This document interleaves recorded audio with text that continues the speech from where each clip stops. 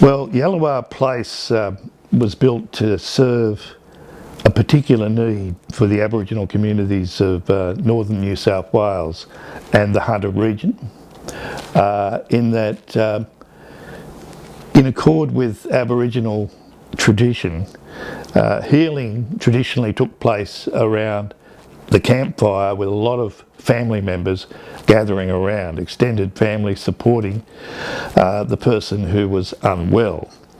And so Yallarwah Place was built to serve that purpose for all the peoples throughout northern New South Wales and the Hunter, to provide a place within John Hunter Hospital, otherwise a whitey kind of complex from an Aboriginal perspective, to provide an Aboriginal space that actually was supporting that kind of historic and cultural healing process by allowing extended families to come and stay at the site.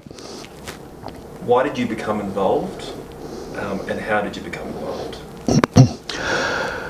I became involved in Yallarwah Place without knowing anything about Yallarwah Place even being a dream at that time.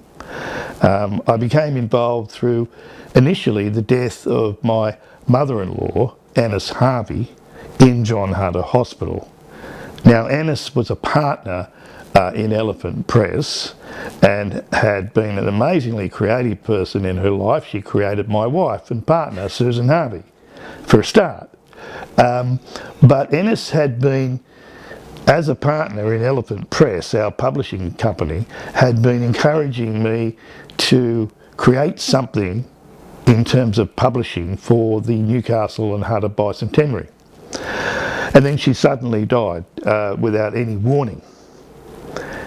This then led later to a circumstance where I was contemplating Annis's inspiration of me, when Susan, my dear wife, slammed a coffee cup down on the kitchen bench and said, "Why don't you create something with a team for a change?"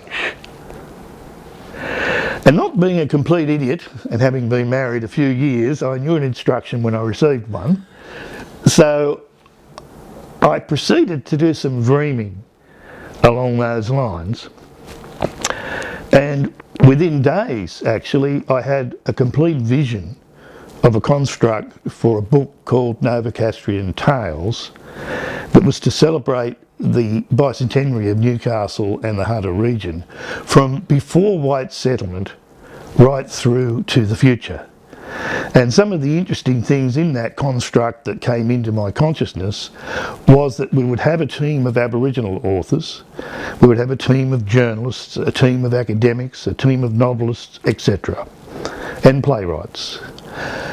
Now, I spruiked this idea famously in a backyard in Islington after a few beers, in the backyard of a lady called Lindsay Dodson, who eventually became one of the poets for Novocastrian Tales. And I was in good form that night, and I'm sure that everybody who was there walked away thinking he'll never do that. And we probably won't remember this conversation, but it stuck with me. And the next odd thing that happened was I had a vision of the first Aboriginal people on Nobby's Beach, which was extremely odd since Nobby's Beach did not exist when the first Aboriginal people were living here. But I saw that once again as a marrying of the past and the future along the reconciling lines that I had in mind for Novocastrian Tales. So off we went then into what we call the week of 1,000 phone calls, when I started ringing some friends and creative comrades such as Yahoo Serious and Nick Enright and John Doyle and Mikey Robbins and others, John Bell, John O'Donoghue, the playwright. And amazingly, a team started to form around this concept of Novocastrian Tales. We had one minor problem: we had no money to do any of it, and we also had a problem in that no one could afford the team that was actually coming together to create the book. So we recognised that we had to give all the money away. So I rang John Hunter Hospital looking to give the money away to the Children's Hospital. And a lady named Jane Gray, who was the public relations person at John Hunter Hospital at that time, answered the call and said to me, Paul, that would be, or words to this effect, said, Paul, that would be a great idea for the Children's Hospital, but I'm sitting here with an Aboriginal liaison officer named Philip Towney, and the one big project we have in mind and have been dreaming about is an Aboriginal Accommodation Centre, and we can't get support for that at the moment. And knowing that I had a team of Aboriginal authors already with me, knowing the nature of our project and the reconciling nature of it, bringing before white settlement through to the future, I said in that phone call straight away, acting like a true director of a film, I suppose, I just decided right then, we're going to go with that one, Jane. And it was one of those pivotal moments. Jane became a forever friend, and we went on many adventures together with Susan and others to create this whole enterprise called Novocastrian Tales. And Novocastrian Tales ended up being a national bestseller, and with all the deals attached to it, including a great deal from the New South Wales government, all the money necessary to build Yallarwah Place was created. And I think the amazing thing about that phone call as well is it represents the coming together point of two dreamings, my white Novocastrian Tales dreaming and the black Aboriginal Accommodation Centre dreaming of a fellow called Uncle Bob Smith, who also became a good friend and travelling companion and a Novocastrian Tales author. And it was my great privilege to be the first person to walk Uncle Bob out onto the boomerang-shaped concrete platform. That's all that was there at the time. And I said, come on Bob, get on this plank. And to watch his eyes when he saw the view, he was the first person to take in the view from what became Yallarwah Place. That was reward enough, to be honest, for all the years of work that we put into the project. And the other great reward I remember getting was I was up in Moree on a reconciliation journey, and an Aboriginal man came up to me in the Moree Library and thanked us for Yallarwah Place because he had had to stay there a number of times due to his father's ailments, and he used to travel with his father to support his father, and he would come to Yallarwah Place and be supported culturally while he was doing so.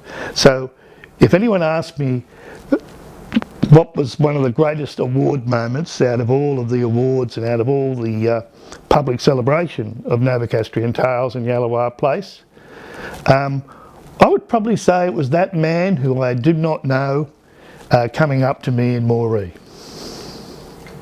Had you ever written a book or worked with a team to write a book or to do anything creatively minded in that sense? Yes, in 1992 we released my first novel, The Burning Bush, and it had a reprint in 1992. It was set in 1942 mainly, around the world, but largely in Newcastle.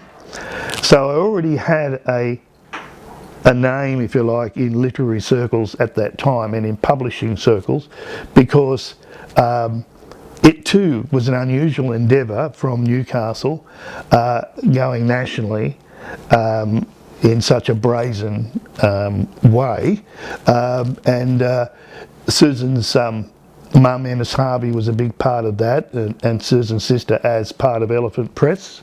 So Elephant Press had been going since 1992, and we'd had that success with The Burning Bush.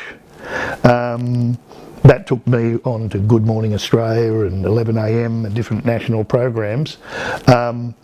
and had given me more confidence, and throughout the process of creating The Burning Bush, I was not only the author, I was the editor plus the publisher with Susan and a co, and it meant that I had to go through all the processes of publishing, typesetting, having a typesetting team, having a printing team, and we brought the same degree of expertise, if you like, and some of the same crew came with us, like a good film crew, to create Novocastrian Tales.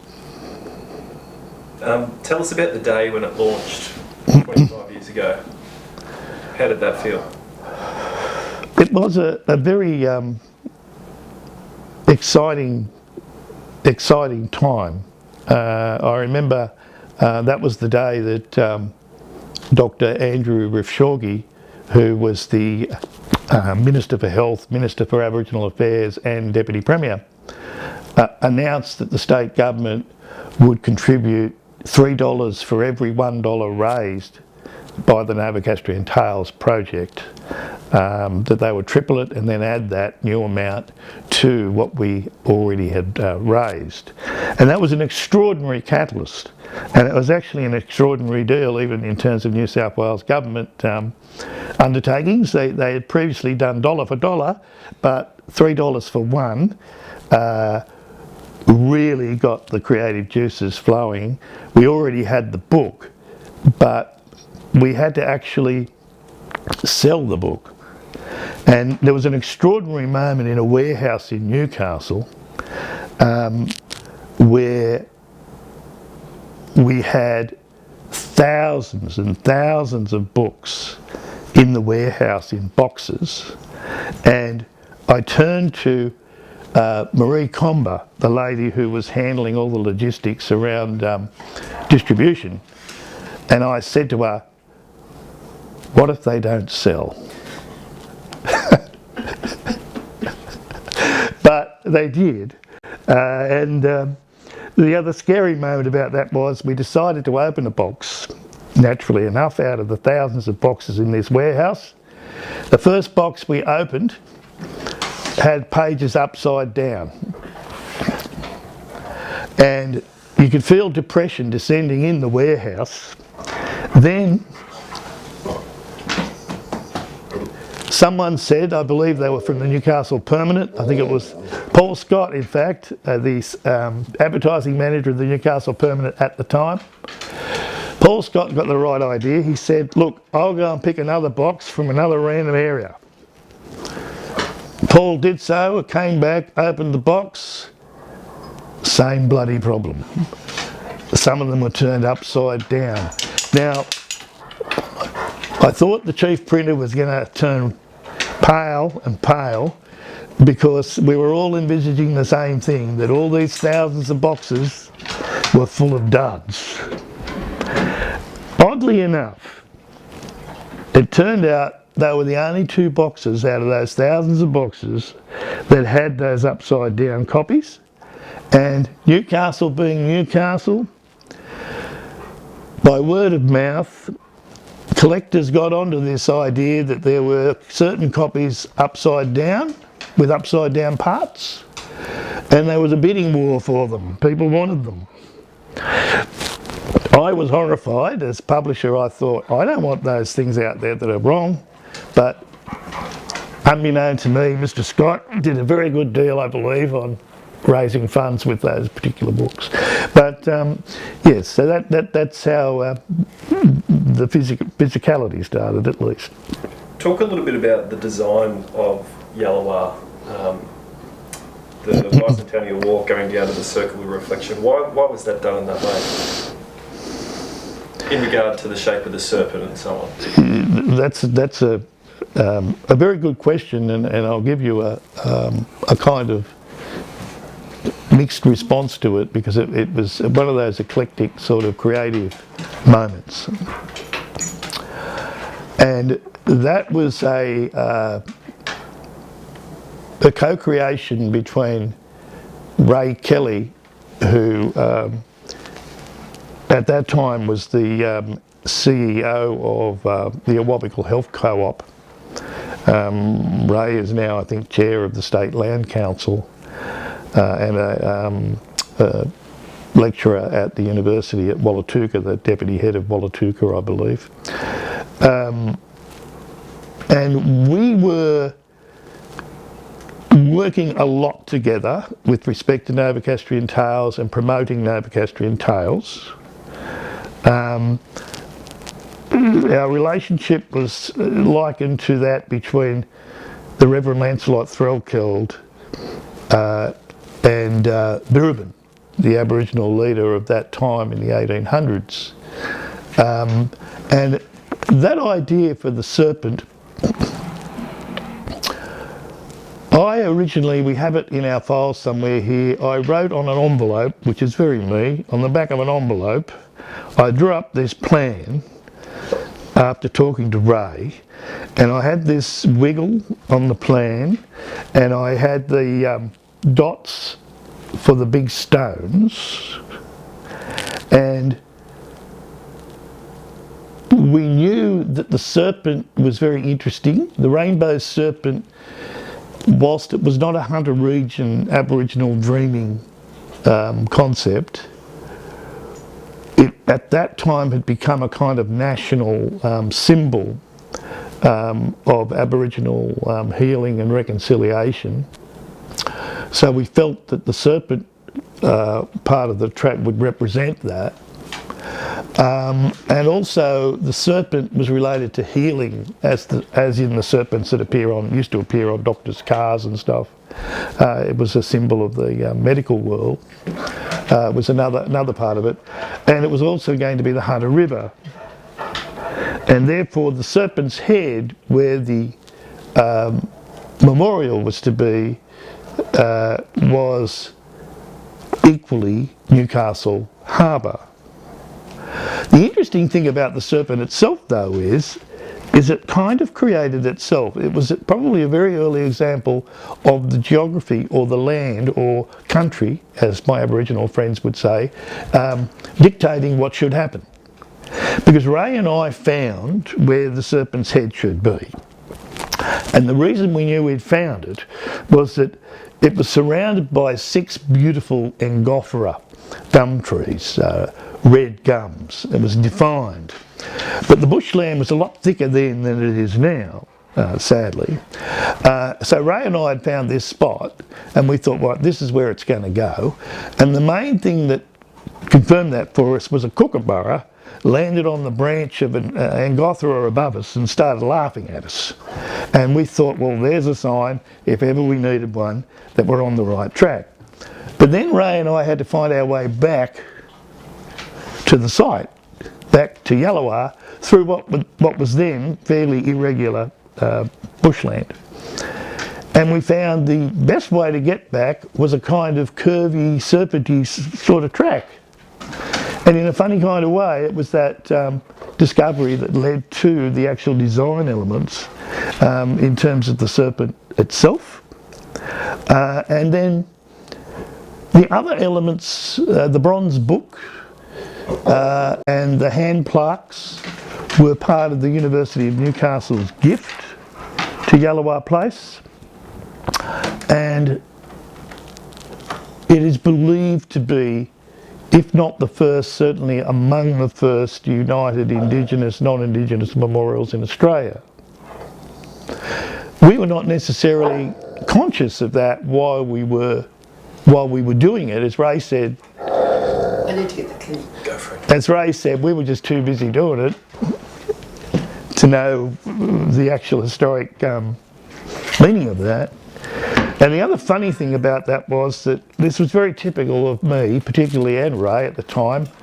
Once again, we had this great idea of this serpent and the serpent's head requiring the big stones to form it. These stones were inspired by the Reverend Lancelot Threlkeld, who wrote about them in his reminiscences. He wrote about finding stone circles in the high places in Newcastle. And that was in Novocastrian Tales, that excerpt from Threlkeld. So it all married together in terms of symbolism. But Ray and I didn't know where to get the stones from. So we were all thinking, where do we get stones? And Lewis Burrows, who was head gardener at John Hutter, who often was on the receiving end of Ray and my visioning and would then have to try and actually make something happen. I think someone suggested anyway we go into Newcastle Ports Corporation and see if we could borrow some stones from them, like from the break wall or whatever. But before we could do that, an extraordinary thing happened. The builders rushed up to us and told us they'd started digging on the hill for the foundations of Yallarwah Place, and they'd found the exact number of big stones that we needed were sitting under the site. Well, that sent a ripple through everybody, and Professor Godfrey Tenner, who was a renowned Newcastle character, was out there, and he declared that we were not only, by gad, you're not only making history, you're unearthing it. So a lot of Novocastrian Tales in Yallarwah Place seem to be very, very spiritually led. There were moments there where Ray would say the spirits are moving, and I must tell you the other just colourful story about that. When Ray and I were down the bush there one day after we'd managed to build the building, but we were still in the process of building it, we were down the bush and we heard a rustle, and it was a goanna looking at us.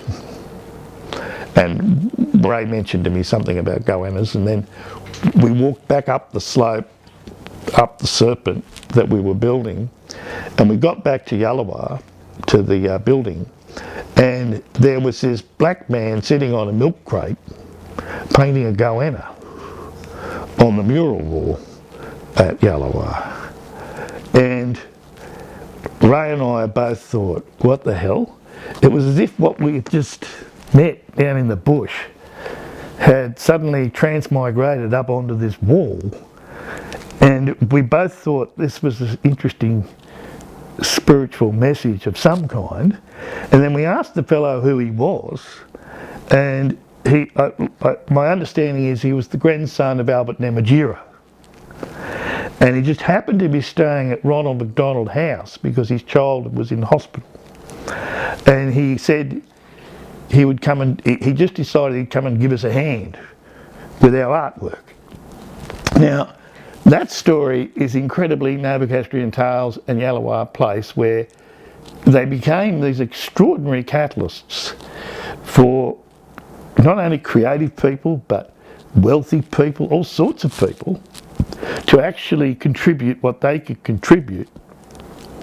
It became an epicentre of, as Susan said, of the tribes coming together to make something wonderful happen. And it was extraordinary to be in it, because often we were so busy and admittedly at sometimes so worried because all the responsibility was kind of ours. And often we were doing all this without proper budgets or funding. We just had faith that something would emerge. The memorial and the serpent, etc., from memory had no budget at all, but then people started to sort of massage budgets to create things that could happen for it, and as you can see, it actually did amazingly all get created. But it certainly, Peter McMullen, the architect who worked on the building and on the memorial site, and who had the delightful task of actually trying to, in architectural terms, make sense out of what Ray and I were talking about. Basically, Peter did a wonderful job, and he explained to us the concept that the Yallarwah Place site, the memorial site, the whole thing is an artwork. If you looked at it from the eagle's perspective, then you would see the different elements. You've got the Hunter River flowing down the hill into Newcastle Harbour. You've got the rainbow serpent and the rainbow serpent's head. And all of those elements, the building, the serpent and the serpent's head, were meant to be a kind of modern sacred space and a complete memorial artwork in itself. They're all components of a larger artwork. And just for the record, I would like to point out, because there has been some confusion about this, the eagle hawk, the building is designed in the shape of an eagle hawk astride a flying boomerang. Now the eagle hawk has different meanings, in the sense that it would appear to have been a kind of totem for the original peoples, and Birrabin's name is believed to have the meaning eagle hawk as well. So there were many, once again, interlocking reasons as to why we would have that imagery on site, particularly since the inspiration for the Circle of Stones, etc., came from that relationship between Birrabin and the Reverend Lancelot Threlkeld. It's a self-fulfilling prophecy almost, just the way that things happened consecutively, that yes, the idea was spawned, but then however the spirits allowed you to do it successfully is incredible. Well, it was certainly a roller coaster ride, and if I had, one of the talents I had, I think, was to sense opportunities and really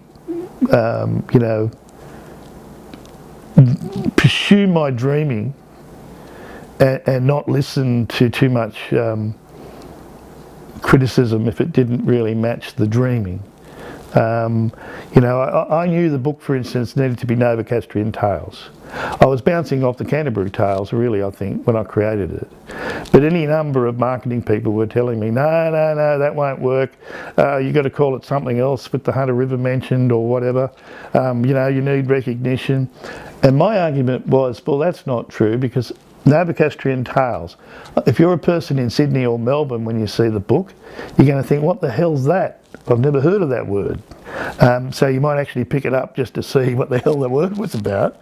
And if you're a Novocastrian, you're automatically going to know what it's about, and you're going to be drawn to it that way. And in the end, that proved true. Another interesting part of that was how to sell the book. And I told you we had a little problem that we didn't have any money. So we applied to the Newcastle Bicentenary Committee of Council for some seed funding, and they rejected us. It was one of the great interesting rejections of the Bicentenary, because Novocastrian Tales and Yallarwah Place actually became the star outcomes of the Bicentenary, but initially it was rejected by the official Bicentenary people. So that left us with pause for thought. And I then had this idea. I said to Malcolm Caldwell, who was running the Civic Theatre at the time, well, how do you go about selling theatre seats? Because you seem to sell things without them existing. You seem to sell them in advance. People believe the theatre's going to be on, so they buy tickets. And I said, I want to know how you market that, because I want to market the book the same way. And there was a lot of belief that that wouldn't work, but it did. In fact, extraordinarily, the book paid for itself through advanced sales. And I remember that the Newcastle Permanent really had marvellously agreed to underwrite the book, underwrite the whole production, which was over $80,000, I think, the whole production at the time, meaning that they would make up shortfalls. But the book actually raised the money for all its editions through advanced sales before printing a book, which was extraordinary. But once again, I think it demonstrates the power of belief and passion and just knowing. Well, one of the extraordinary things about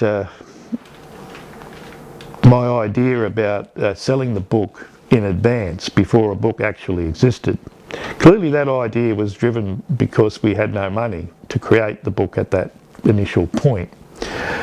But the Newcastle Permanent, who were great allies and genuine hard-working friends on the project, and I'm talking top directors carrying cardboard boxes and delivering books and actually on the road with us, as well as their underwriting of the project, they decided that they would do a radical thing in response to my radical thing, that they would make the branches of the Newcastle Permanent throughout Newcastle and the Hunter and the Central Coast temporary bookshops that were also taking advance orders of the books.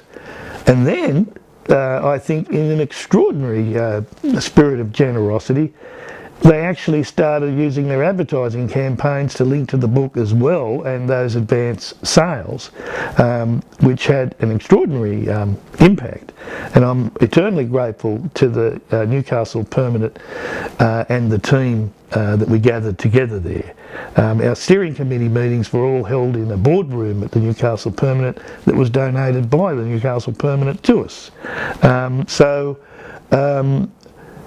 Once again, extraordinary what can happen when a good idea meets really generous people.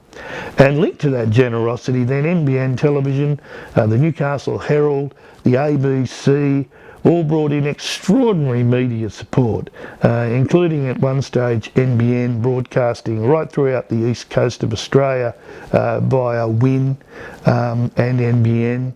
Ads that I scripted for Yahoo Serious and Mikey Robbins and John Doyle and Ray Kelly and others that were promoting the book right through the east coast of Australia. And all of this happened through the spirit of generosity, where the project was run that nobody was allowed to make money out of Novocastrian Tales other than Yallarwah Place. And that's how we ran it. And extraordinarily, the retailers involved all gave their money back. All their profit margins were given back. Everybody worked as best they could at cost or for nothing.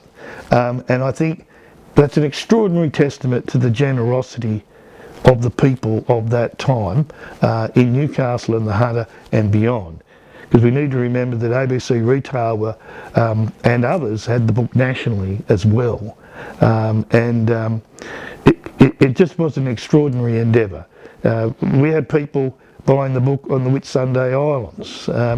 It was an extraordinary effort when you consider the whole catalyst for this was the spirit of reconciliation and generosity, and it was literally driven by goodwill, and goodwill was basically its budget. So if you can first touch on it being a site of reconciliation, but also the legacy and the importance of it being welcoming to the public and also welcoming to those who use it as a place of escape whilst they're receiving treatment or connected with other family members who are receiving treatment at the John Hunter. Certainly. You have me pausing for thought. At a recent meeting, Ray Kelly and I and Susan came together because over the years, with the changes of personnel, etc., the Yallarwah site had been neglected, sadly, and it's great credit to Hunter New England Health, but their immediate response was to apologise and to really make a sustained effort to bring Yallarwah back to its original magnificence and to improve it.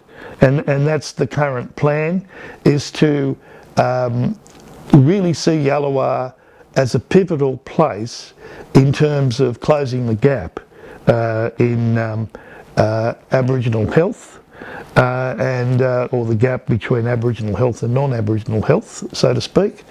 And I think it's tremendous the work that Hunter New England Health are currently undertaking and the plans that they have for possible future expansion of Yallarwah to include extra accommodation, all of which was planned for with the original building, by the way, by the original architect. So basically there's some marvellous work going in renovating the memorial, the serpent and the serpent's head, replanting the bushland, putting beautiful screening up to protect the site from the new road, etc. Attempts to establish irrigation systems for the plants, and amazingly I think this all goes back to the Currawong project, where Aboriginal leaders and political leaders such as Governor Murray Bashir and Sir William Dean, the Governor-General, Bob Carr, the Premier of New South Wales, all planted trees together at Yallarwah Place as a part of the continuum of reconciliation. And it's a marrying once again of the past, present and future. And I think the great heritage of Yallarwah is that it's an inspiration, not just for now, but an inspiration for the future generations who will come. And Ray Kelly was saying to us, of course, that he just believed that he wanted people to know that magic had happened on that site, that true spiritual magic happened when black people and white people and people of all descriptions came together to make that magic happen. And he's particularly keen that the younger generations take up the torch of reconciliation that made Yallarwah Place possible and that made it a centre of healing on multiple levels. It's not just the physical healing of the patients and the support of the families. I think it's the amazing emotional national healing, particularly since it would appear, as I said earlier, that Yallarwah may well be the first Indigenous, non-Indigenous memorial in Australia. And amazingly, it's unique in its dual symbolism, the Hunter River being the serpent, etc. There was a duality about the whole of Yallarwah that exists to this day. And literally, with the Novocastrian Tales project that built it, we had Aboriginal and non-Aboriginal people working together at every level of that project. And amazingly, one of our authors, Donna Meehan, was a member of the Stolen Generation, and we only found out later that her brother, who was a member of the Stolen Generation, was the binder of the books. And that was another one of those eerie spiritual sort of interconnections that blew us all away. Because you've got to imagine that while all this was going on, we had a team of hundreds of volunteers and supporters that we had to coordinate. So we had Susan and I had very special busy minds. In fact, as Ray said recently, he remembered Susan's lists, that he said basically you'd have to have been there to see it. She'd hand him a list every day of what he was supposed to do.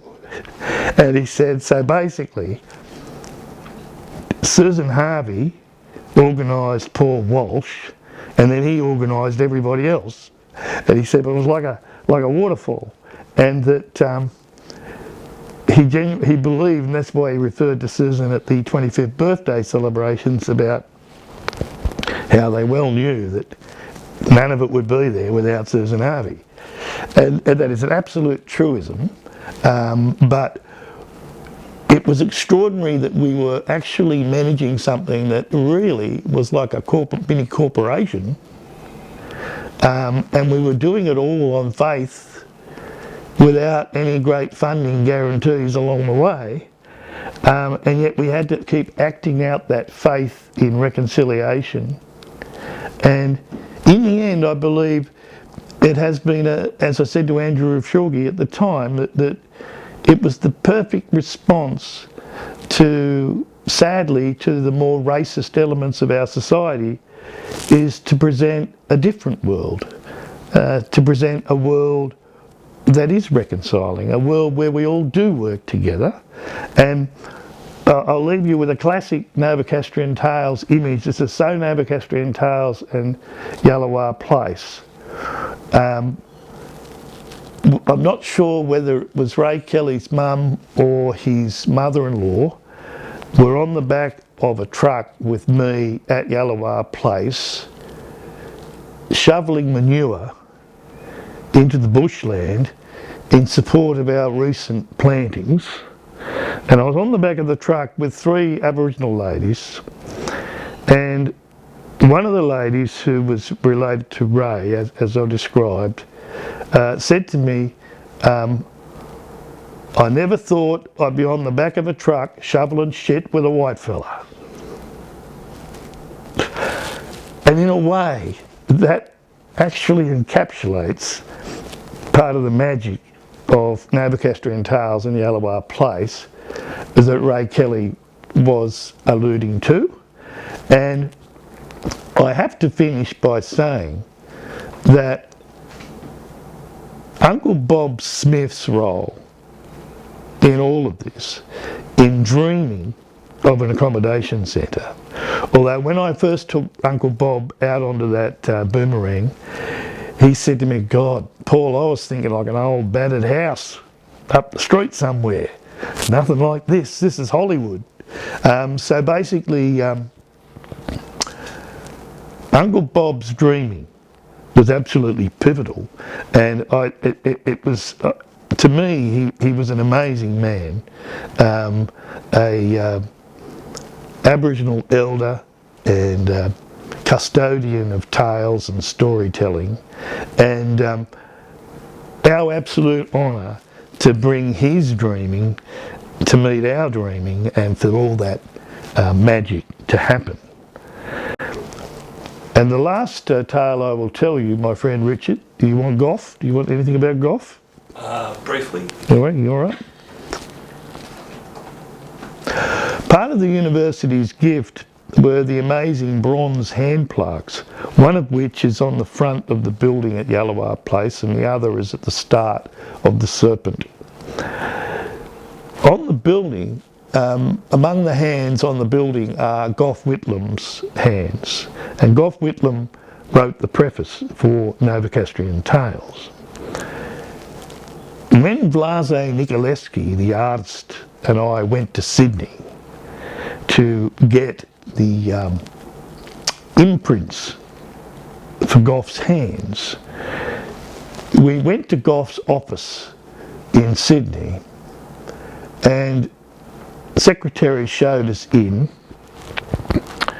and then Gough came up the corridor with his barefoot, with his suit trousers rolled above his knees, and he had his business shirt rolled above his elbows, and he waved his arms and said, "Would you like to do me Hollywood style, Paul?" And I had to break the news to Gough that we didn't need his feet, but we did indeed need his hands. And so that also was sort of a typical Novocastrian Tales moment, where the project just brought the best out in everybody, including their senses of humour. But once again, everybody in Australia owes a lot to Gough, but we owe a lot to him. He was a very dear friend to Susan and I, and we will never forget that, and how welcoming he was with us, and how much fun it was working with him.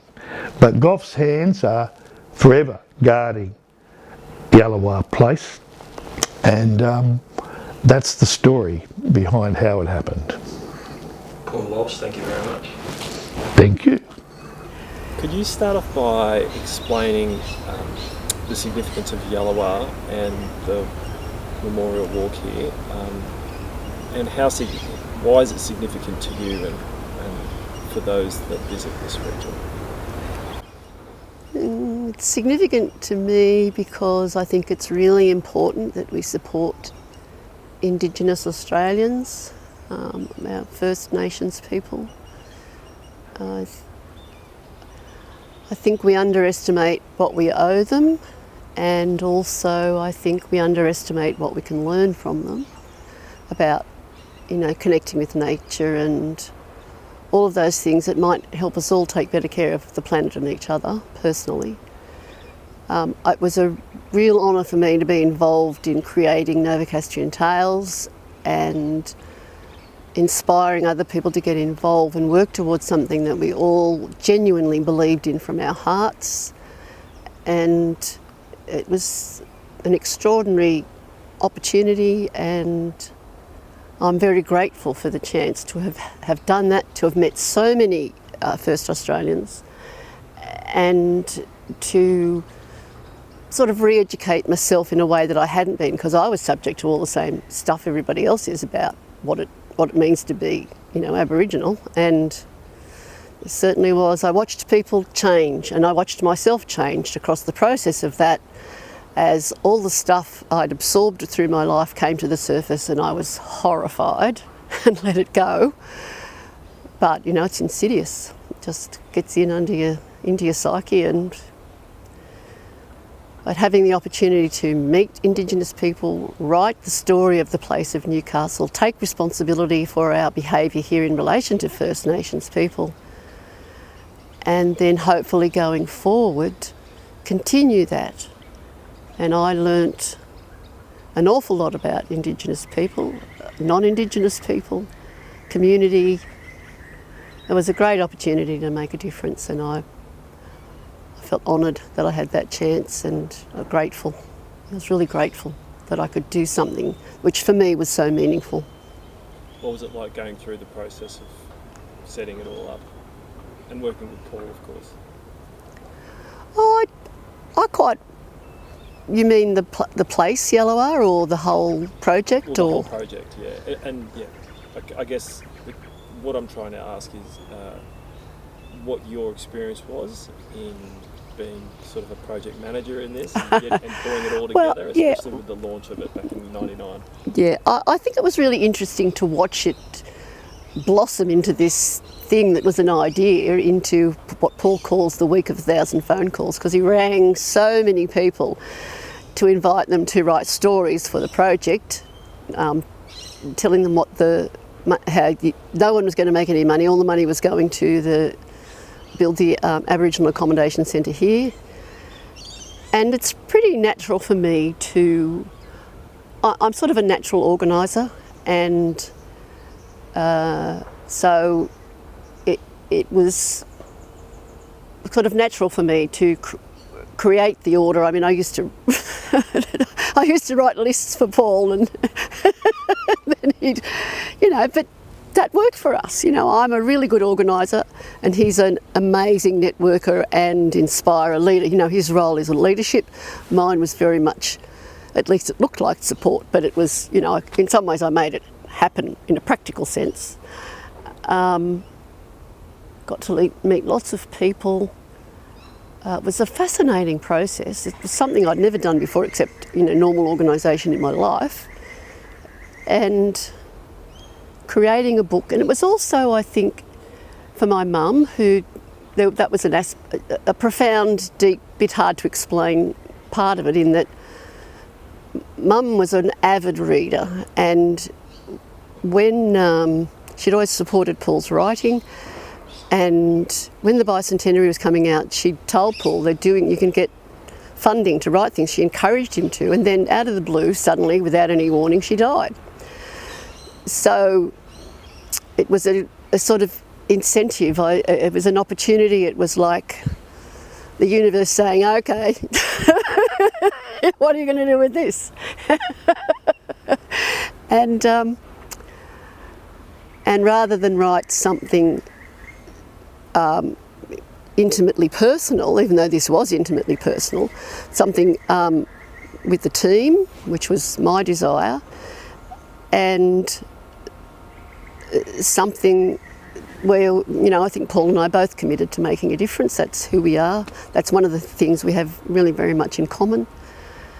And so we planted a tree for Mum down there, and she would have been thrilled, I think, with the book, the purpose, all of that. And losing a parent, as anybody will know, can have a profound impact. It's like, whoa, what do we do now? So,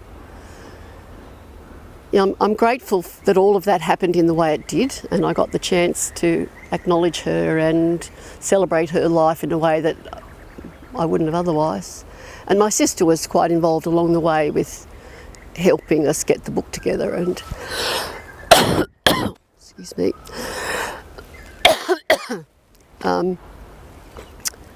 And then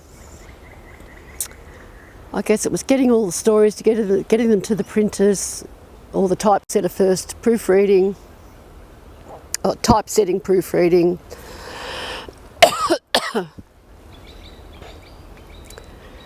And the other things that... Oh yeah, with the fax machine. I think it's really funny that when we were going to send the document down to the printer or the typesetter, I'm not sure, I can't remember which, the prospect of emailing it was terrifying for me. I thought, I'm not doing that. I sent it down on a disc via Australia Post. How the world's changed. So, we had a few functions along the way, having Gough Whitlam come to Newcastle to a lunch and talk about it all, because Paul approached him to write the preface, which was, we were both fans. He was Prime Minister when he made, and I was a student at the time, a university student at the time when he made university free. But a lot of other things too. He's very left-wing, and I'm like that. So I got to meet the man, which was pretty cool. And his hands are on the building in more ways than one. And we also had a luncheon, might have been a dinner, I think, with Cheryl Curnow came and spoke. Yeah, that was to thank all the authors. It was also a fundraiser, but it was both. I think the day we launched the book up here at John Hunt Hospital grounds, and when Andrew Refshaugi said that for every $1 we raised, the state government would put in $3, that was extraordinary. So, and Paul got lots of great acknowledgement, which was well earned. And I think one of the really cool things was that as a part of getting the Newton-John Award for Creativity and Innovation as a graduate of the university, someone else who was a graduate of the university living in Chicago, they were about to have a millennium celebration where they had to invite 2 people from every country in the world, but they couldn't be celebrities or blah, blah, blah. And so an ex-student of Newcastle, an alumni who lived in Chicago, saw this story, rang the Vice-Chancellor, asked the Vice-Chancellor about it, and we got invited and went to Chicago, which was like, whoa, that's pretty extraordinary to celebrate becoming, going from one century to another. Well, I feel humble and grateful that I've had the opportunity to be involved in that way, and